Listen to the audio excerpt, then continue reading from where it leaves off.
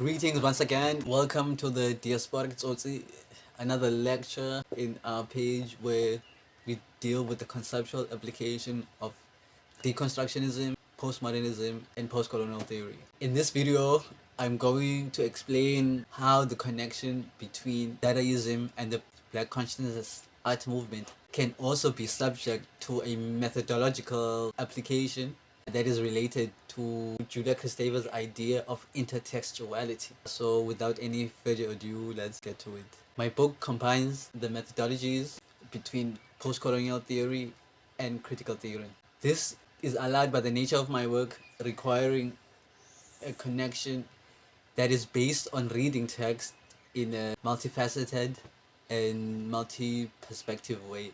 For example, the organic social context and the historic context is crucial into understanding that, into formulating how ontologic ideas are concretized.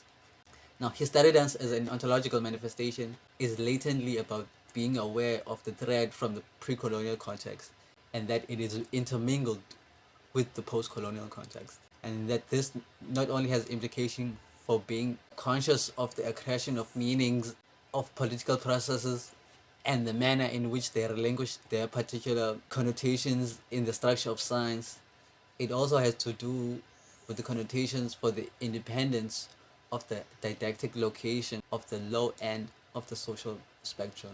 In other words, we have to be conscious of how the low end of the social spectrum came to be defined as the low end. So through this idea of intertextuality, the significance of discerning and combining text and their reading becomes clear in that this strategy opens up not only an analysis of physical boundaries of society as text, but it also allows for a reading of the system's discursive definitions as also operating beyond the boundaries of its structure.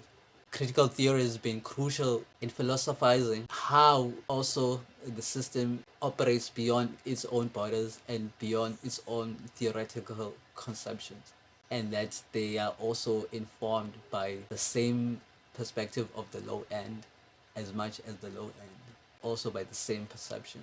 Intertextuality as a method of reading informs the structure of my book in a sense that the two visual art movements I examine share the same social and political ethics, even though they manifested in two different geographical locations and even though they happened in two different historic periods. They share the same ethic of social services and maintenance of the organic social order.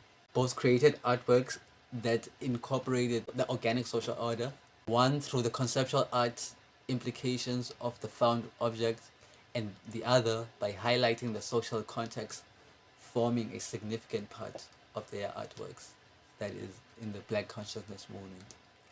Now, the Black consciousness art movement espoused ontological and psychological emancipation, non-reliance on traditional westernized institutions, and documenting the organic social context. This movement can be characterized independently as a theoretical approach in that it constitutes how the term is used to signify multiple ways in which one literary text is made up of other texts by means of its implicit or explicit allusions, citations, its repetitions and transformations of the formal and substantive features of the inner text, or simply its unavoidable participation in the common stock of linguistic and literary conventions and procedures that are already in place in the culture. Now, this was achieved by adoption of modernism's artistic strategies by artists like Mzuziwake and Tlabatsi. This is in Black consciousness art movement artists who created drawings and paintings. And this also echoes the approach in critical theory in its approach of rendering socio-political context part of its artistic tropes and themes by highlighting social ills and social inequality. Dadaism as an art movement in the early 20th century, just like the Black consciousness movement, worked with the philosophy of subverting cultural, social, and intellectual material it worked with to subvert narratives of social and systematic oppression. Led by figures like Marcel Duchamp and Man Ray, those artists utilized found objects, Duchamp's Fountain being one of the movement's most famous conceptual works, not only challenged how art was made, but also challenged the social conditions that it was produced under. This movement can also be characterized as intertextual by relying on abstraction as a conduit for multivocality and multiple perspectives.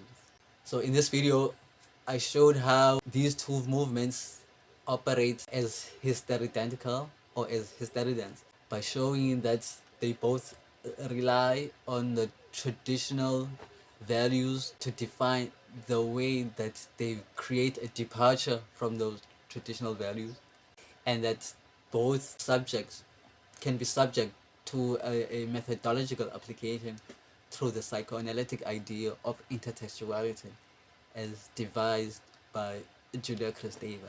That is all for today. Please check out more videos, like and share, and please comment in the comment section. Let us know, have you ever thought of intertextuality as a methodology that can be applied theoretically through post-colonial theory and postmodern thinking?